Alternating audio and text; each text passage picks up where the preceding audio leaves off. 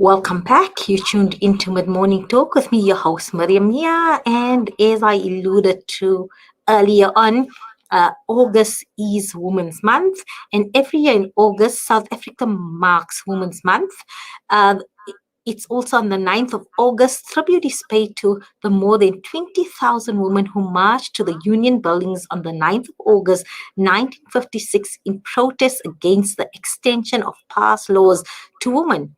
It was a system meant to control women even further and reduce women to passive beings at the mercy of men.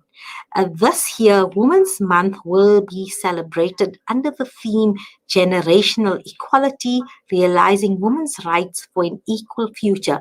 The concept of generation equality is a global campaign and links South Africa to global efforts to achieve gender equality by 2030. And that is going to be the focus of our discussion during this month is how do we achieve this generational equality, and also discuss what is generational equality, and what are the values there to help us understand from different I think ends of the political spectrum in terms of what can females do in terms of setting South Africans on this path of generational equality.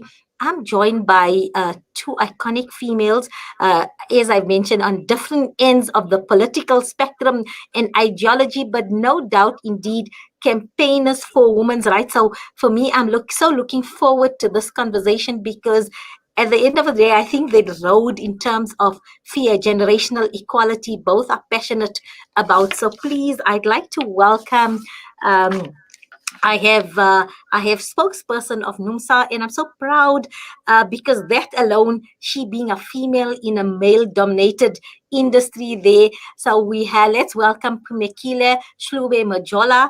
She's spokesperson of NUMSA, and then I have parliamentarian Tamarin Breedt, and she's elected to a National Assembly, and she is the first woman to represent the EFF Plus in Parliament, and she serves on the Portfolio Committee on Agriculture, Land Reform and Rural Development. So good afternoon to both of you, and thank you for joining me here. You're my very first guest on Women's Month, so thanks as well for your time. Phakamile, so tell me, you a former journalist as well, so you were in our profession in terms of media, and now you're the spokesperson of a male-dominated union, NUMSA, in terms of industry. So how do you feel in terms of you being a female here? And I think it's the right time for you to then have this policy of generational equality within a very male-dominated sector in industry. Good afternoon, and good afternoon to your viewers and your listeners, and thank you so much for having me on your show. I truly feel very honored to be part of this discussion. And of course, good afternoon to your guest as well, the MP Tamarin Breedt. What I can say is that I think, first of all, I think it's a very natural progression that women should be representing organizations. Women should be particularly in working class formations and trade unions. We should be dominating. So I do feel that your assertion is true, that obviously traditionally trade unions and NUMSA in particular have been very male-dominated spaces. But if you look at what Stats SA released recently about how women are now, there's the level of representation of women in the workplace is 50%, if not more. It's only natural that we should be seeing more and more women on the forefront in trade unions, not just in trade unions, but across all sectors of society, because we are being more and more represented in society. We make up more than half the population of this country. So we should be in prominent spaces, we should be leading, we should be in parliament, and in all levels of society. And this is where we need to go as a society. That would be the sign of a progressive nation. You asked the question about generational inequality, and I think it's a very important and interesting question, because I myself as a woman grapple with that issue. I am frustrated as a woman having to deal with some of the battles that I have to fight just in order to be myself, in order to do my job, in order to express myself. I am of course, very grateful for the generation of women who've come before us, especially the generation of the women in 1956 who were so brave in fighting against apartheid. They set the tone for the rest of us. But at the same time, when I look at where I am today, and I get annoyed, because I think to myself, if my daughter has to fight the same battles that I'm fighting today, then I would have failed her, and I would have failed countless of other women. So I'm glad that we're having this conversation, because I do feel that as women, we need to start talking about real and practical ways that we can fully realize the equality that we deserve as human beings in this society. We are equal. We are not inferior to men. We should be leading. This is natural progression. And if we're talking about an evolved society, a progressive society, a society that and cares about it, then this is exactly where we should be going. Thank you for that. So, a statement by Phumzile Mlambo-Ngcuka, who is the UN Woman Executive Director. She made the statement on the 8th of March, which was International Women's Day, whereby she said we need women's representation that reflects all women and girls in all their diversity and abilities and across all cultural, societal, economic, and political situation. This is the only way we can get real societal change that incorporates women in decision making as equal and benefits us all.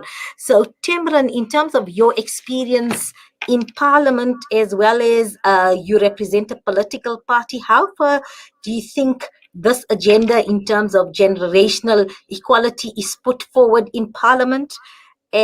As elected leaders that you represent as a body, as well as in terms of the party you represent in EFF, in terms of this generational equality. I mean, you are one of the first. You were the party's first female chief whip so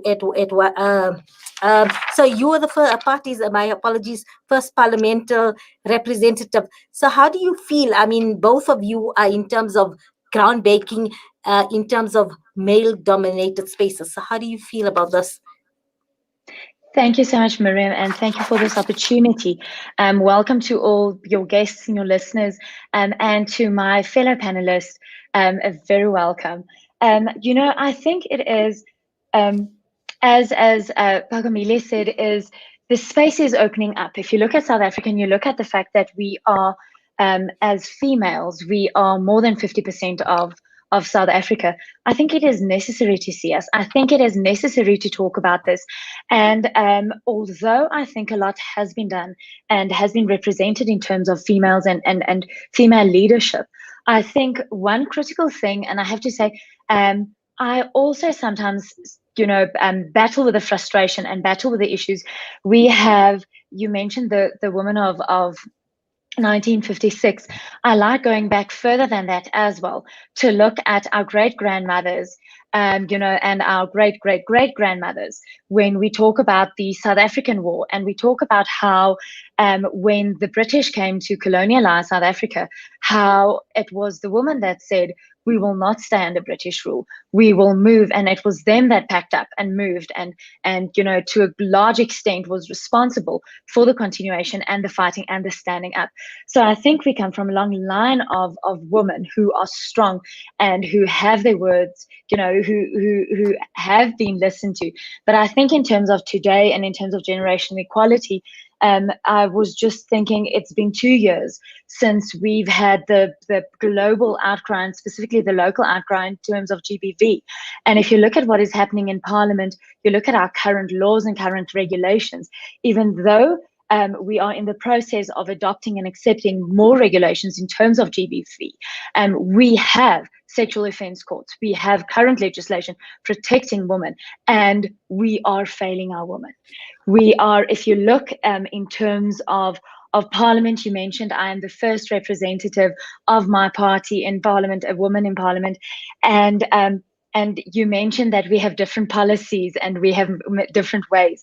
And at the end of the day, I truly believe that women need true equality. We cannot be a quota. Women need to be put in front. We need to be given opportunities. I teach debating, and I always tell my girls, and I teach at an all-girls school, I tell them that we need to fight. We need to fight for our equal opportunities, but we need to give our young girls those opportunities to rise above. It does not help that we falsely put them into positions of power, and because then women are nothing more than something the men gave us.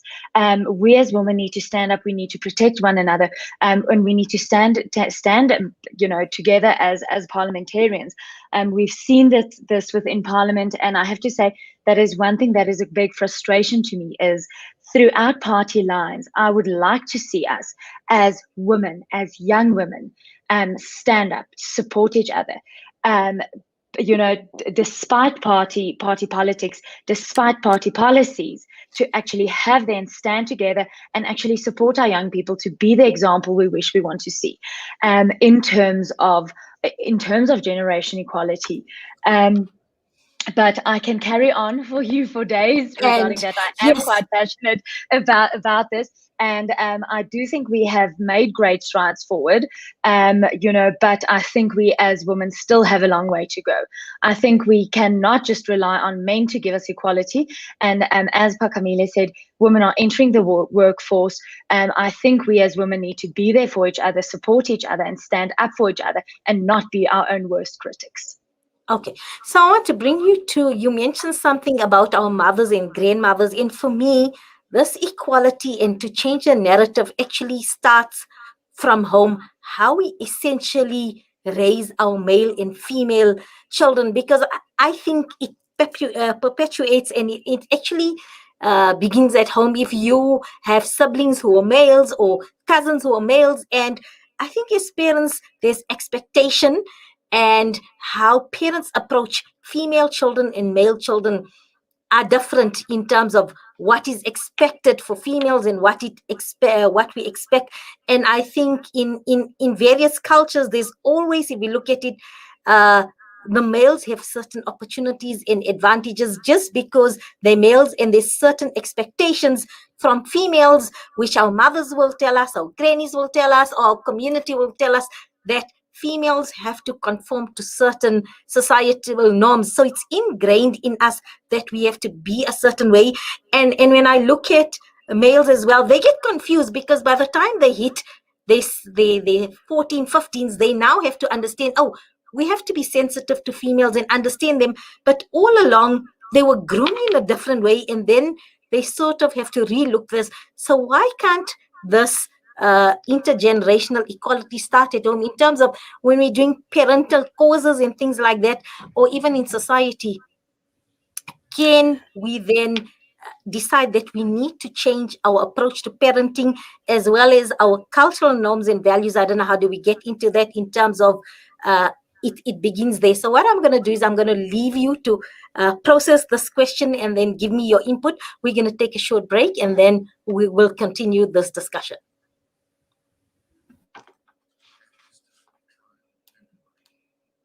Charity are the ideal means to avoid calamity and despair.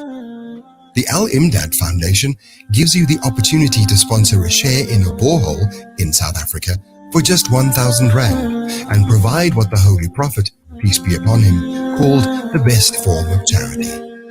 Donate online at alimdad.com or call 0861 786 243 for more information.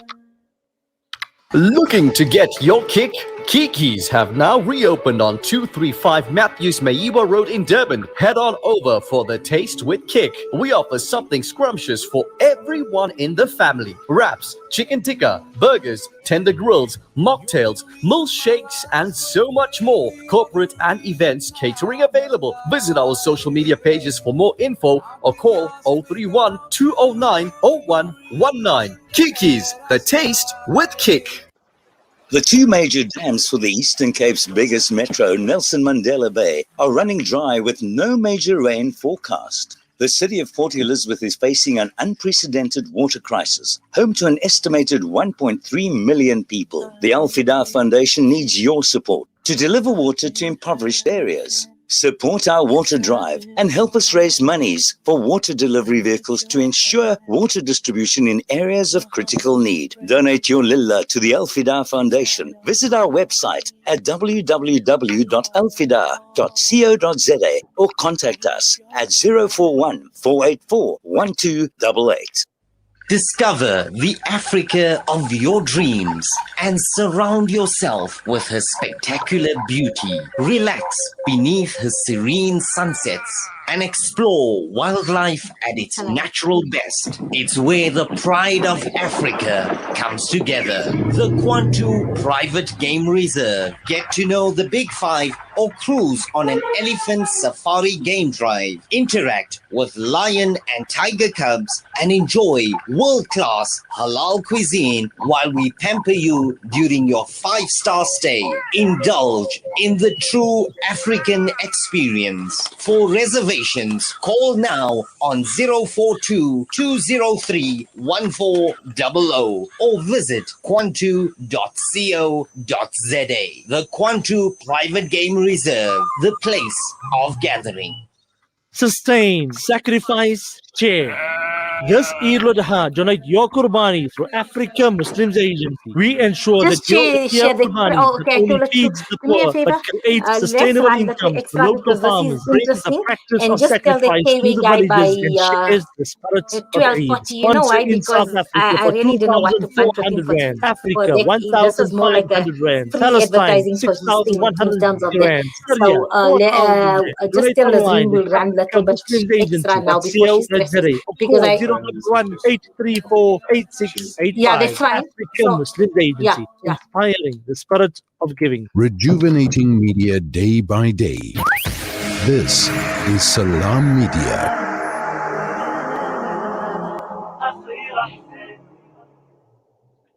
Welcome back. You tuned into Mid Morning Talk with me, your host Maria Mia, and we talking in a generational equality.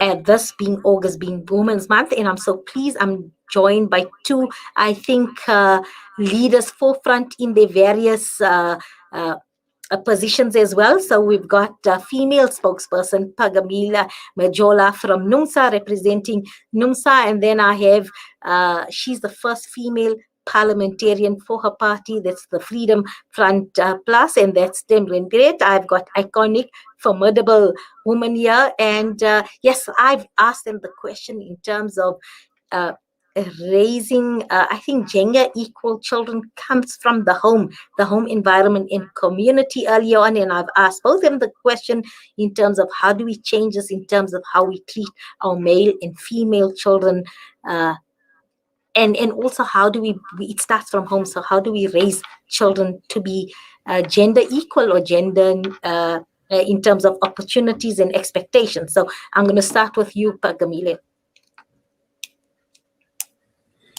Thank you so much for that, Mariam. I appreciate that.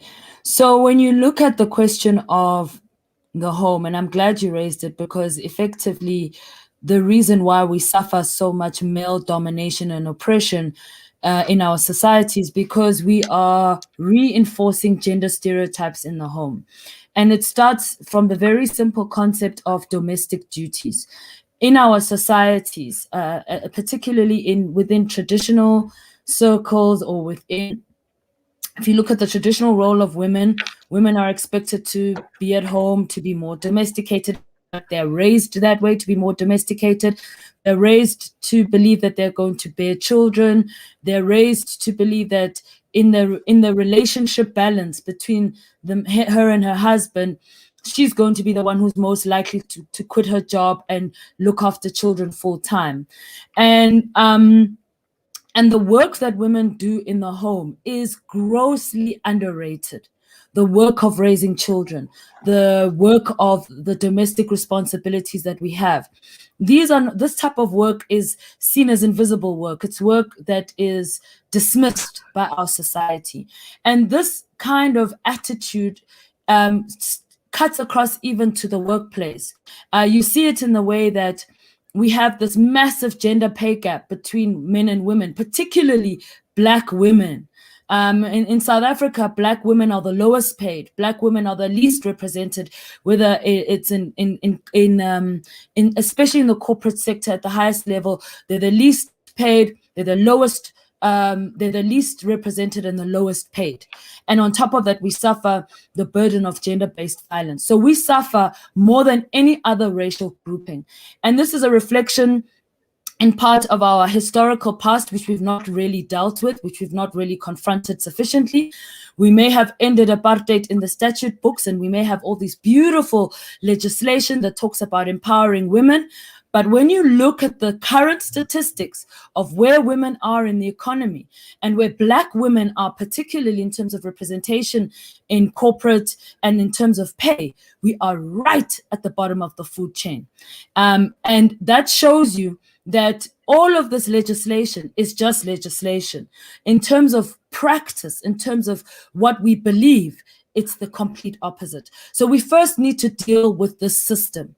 We've not really destroyed the oppressive system that existed in the past. What we did was we sanitized it and we replaced it with capitalism.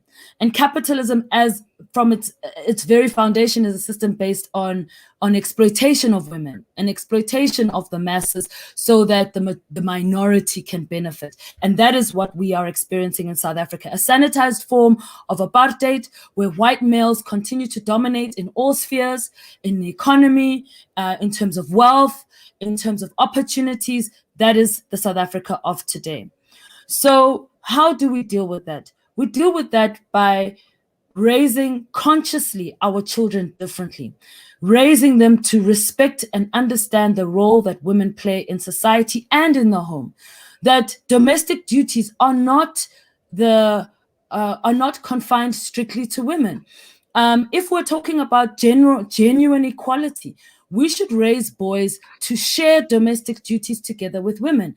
If we're saying that women are empowered, women should be educated, women should also access the workplace, then domestic duties must also be shared.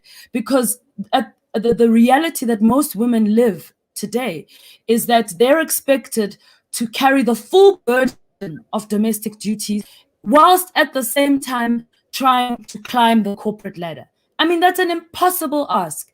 Anybody who had to raise children full-time knows that the work of family is a full-time job, and it actually requires the work of two people. Which is, and if we are a progressive society that cares about dealing with gender-based violence, with creating happy, healthy societies, then we must recognize that the role of raising children is the role of both parents, equally shared by men and women. Secondly, we must start to recognize that the work that women bring, whether it's to the home, whether it's in the corporate space, is work of value, and they should be remunerated equally with men. So this idea that has been perpetuating even beyond apartheid, where Black women earn less than white males, is a disgrace in 2021 when apartheid is supposed to be at an end.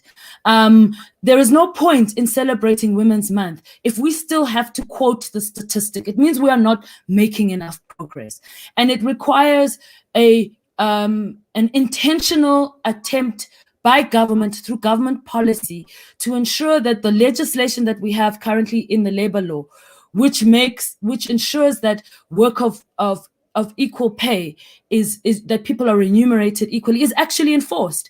Companies must be penalized for the fact that they're churning out statistics every year where there's no transformation and women continue to earn less. It should be criminalized. Why should you be able to do that? Why should there be groups of workers who, on the basis of sex and race, continue to earn less than others? It's disgraceful.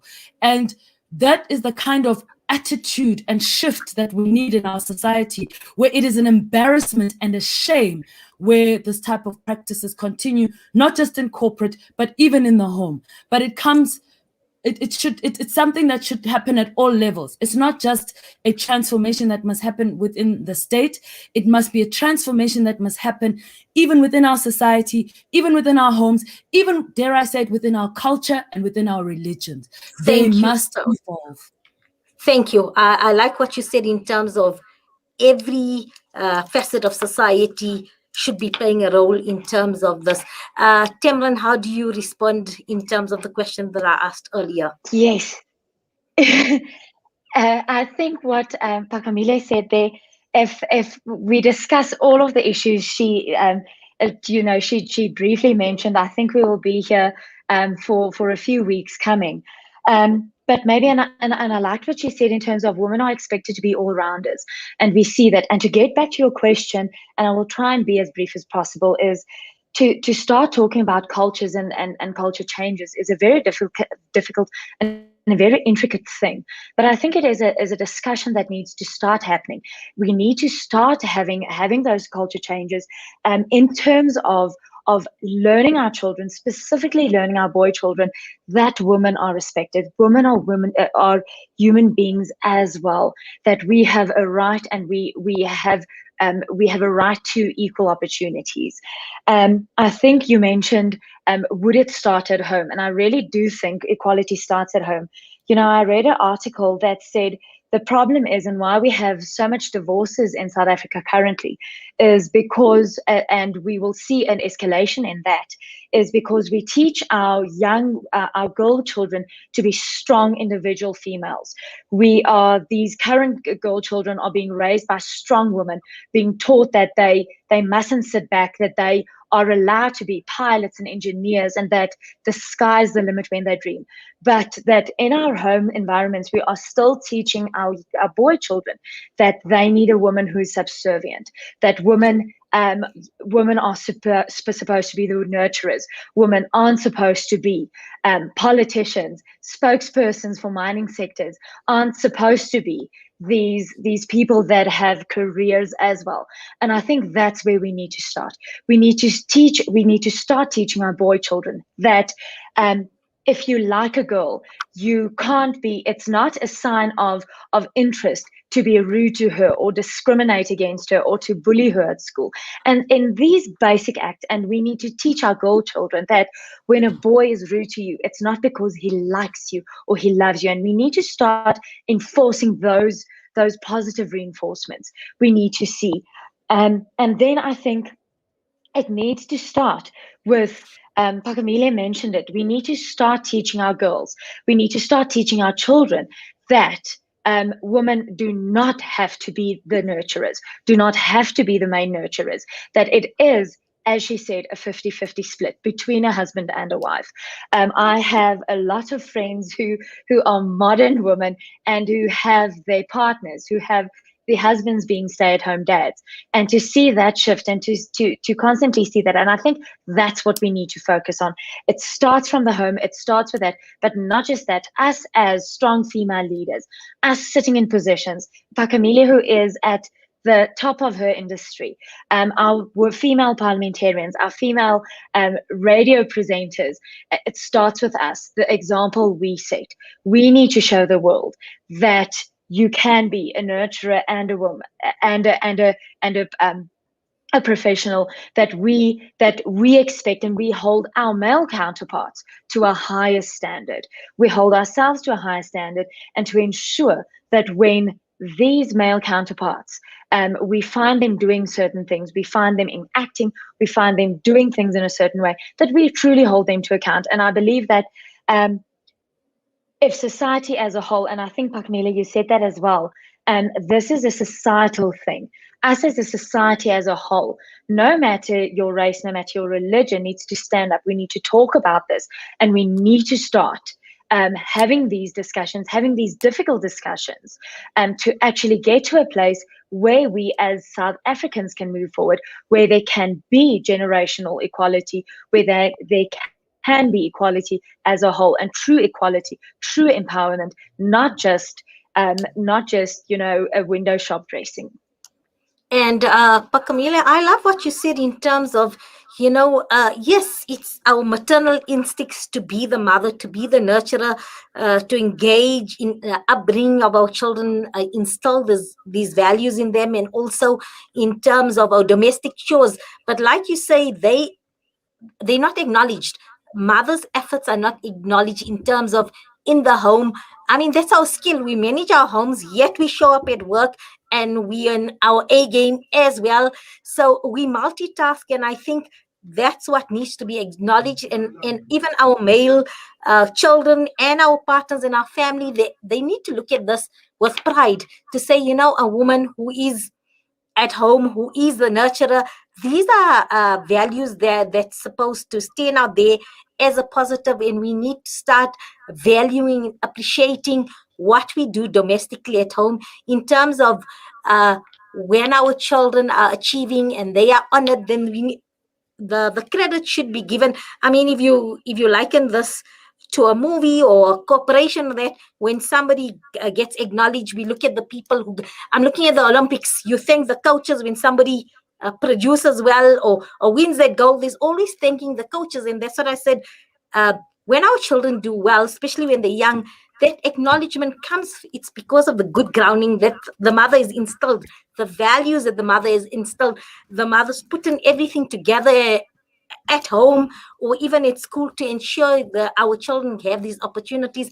And I think these values in terms of mothers being, or females being mothers and nurturers, and keeping the domestic environment intact, should be qualities that should be admired and not discounted. And I think we should be pushing for that acknowledgement as a female at home, as a nurturer of society as well. And I think that should be on the fore in our agenda this Women's Month as well. What is your opinion in terms of that? Phakamile, I'll start with you and then we'll end with Tamarin. Thank you so much. What I wanted to say is that I think you've made a very good point, because and I appreciate what Tamarin said as well. It is a very deep problem that we're faced with as a society. We want to pretend as if the other half of the population doesn't exist or is less significant. Mm-hmm. And for me, this is a fundamental flaw in our humanity. And we are going to fail to transform our society the way we need to transform it to be better, to be kinder, to be more progressive, if we do not tackle this problem that we have.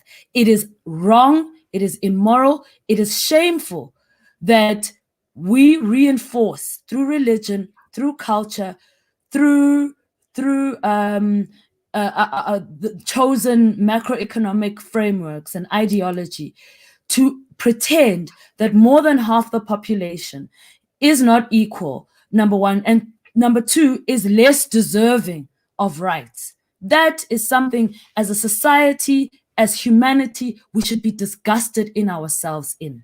And we should work from that premise to do everything in our power to undo and to reverse this very, very false idea. I think women have proven sufficiently through generations that the fact that people claim that we're incapable or we cannot, or perhaps we're physically less stronger, or whatever the reasons that society has put forward to justify their subjugation of us, we have defeated those arguments in every single respect. If you look, you can find a Black woman or a woman for any kind of career, any kind of duty, any kind of work, whether it's mining, whether it's, it doesn't matter. We have transcended all of those frontiers.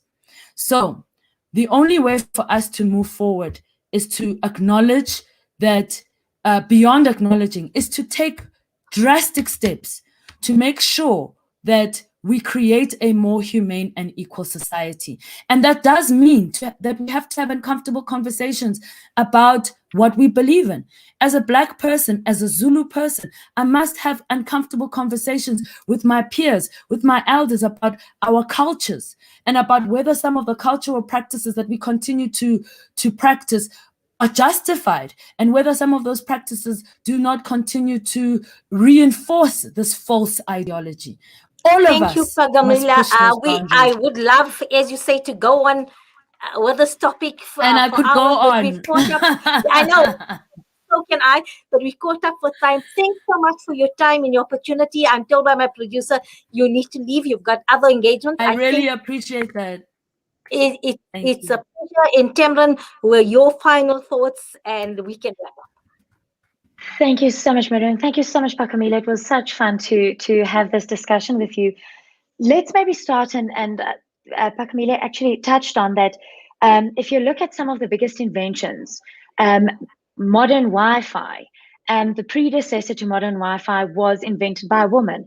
If you look at many of the things that make our life easy now, was invented by a woman who actually had to patent it under their husbands' names. If you look at that history, I think women have proven that we are not just equal, but that we are greater. And I think just the fact that we are sitting here in 2021 during another Women's Month, having to talk about women's rights, women's equality, and the way forward, shows us how big of a problem we are still facing. It shows us how much still needs to change, what we need to do. And I think the onus is on us as women currently, as young women, as people in spheres where our voices are heard, to actually stand up, to say, as Phakamile said, to sit with your elders. I'm Afrikaans speaking Afrikaner, to have those uncomfortable conversations with your elders. What are the normal gender roles? What was the societal gender roles, and how we can change that, how it needs to fit into 2021, but how women and women's equality can be made more viable, and how we can take this forward, so that in 10 years' time, and I think you mentioned in the beginning, you said that the international community is believing that The by target is 2030, 2030, yes. yes, 2030 we would have had, yes. That's less than a decade away. We have been fighting for hundreds of years. Look at how look at when the last countries that actually gave women voting rights. We had for Afrikaner women got voting rights in 1933, and then we didn't have Black women's rights and voting rights up until 1994, if you look at those things. So my true and sincere wish is that we need to have these uncomfortable conversations, but us as women in current leadership, in positions of power, need to stand up. We need to take hands. We need to force our elders. We need to force our community to have these uncomfortable conversations, so that in another 10 years' time, we aren't still here suffering and battling the same issues as we currently are. Thank you, Tamarin, for your time and for coming on Women's Month. And we wish you all the best for this month. And hopefully we can talk to you in the future. Take care. May you be under the mercy and protection of the Almighty. We're going to take a short break, and then we're going to be talking educational insights.